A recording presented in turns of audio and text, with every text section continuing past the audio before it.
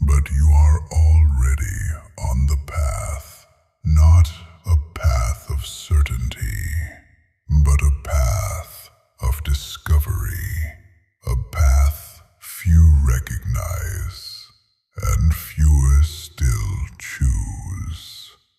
Some call it chaos, others never see it at all. But those who do begin to notice something different: patterns, signals, fragments of something larger.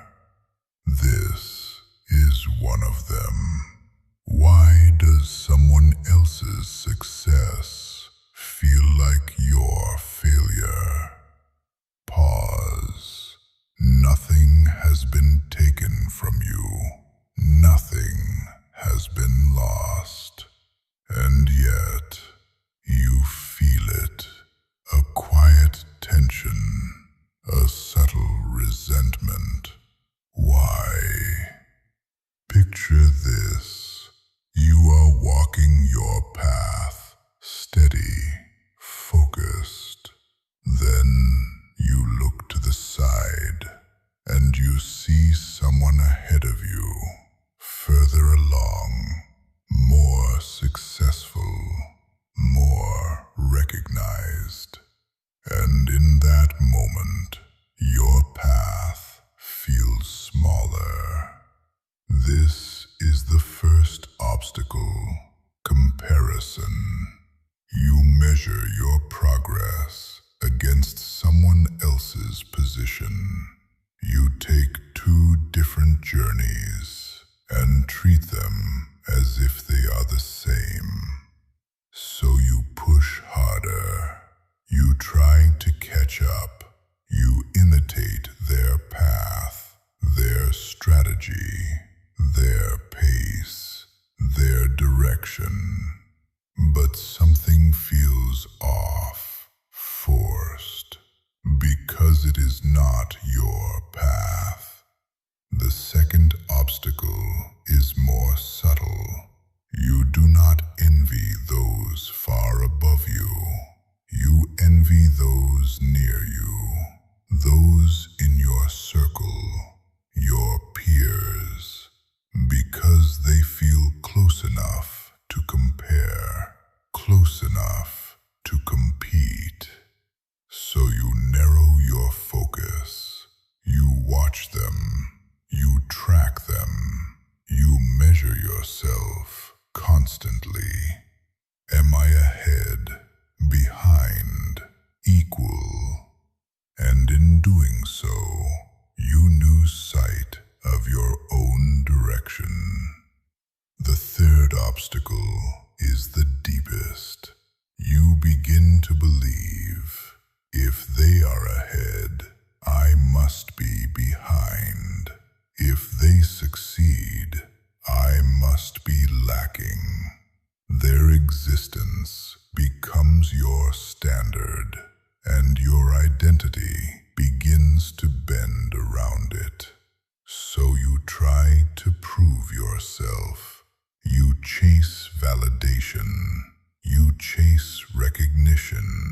You chase outcomes, not because they matter to you, but because they place you above or below someone else. And in this, you lose yourself completely. Now imagine something different.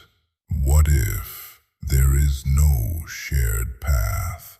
What if comparison itself is the illusion? Look closer. No two people begin from the same place. No two people carry the same experiences. No two people walk the same terrain. So how can their progress be your measure? It cannot, because it was never meant to be. So the question changes, not am I ahead or behind, but am I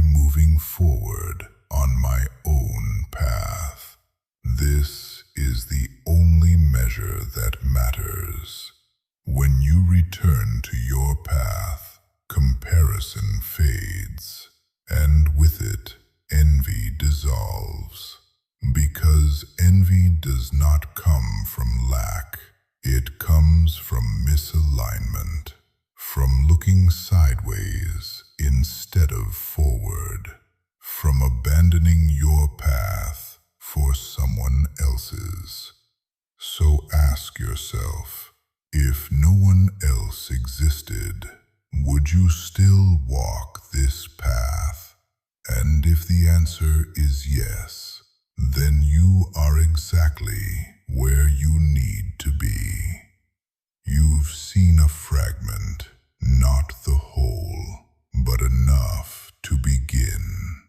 There are others, other patterns, other pieces, waiting to be uncovered. Most will overlook them, some will notice, and a few will begin to understand. The path continues. If you are paying attention, you will find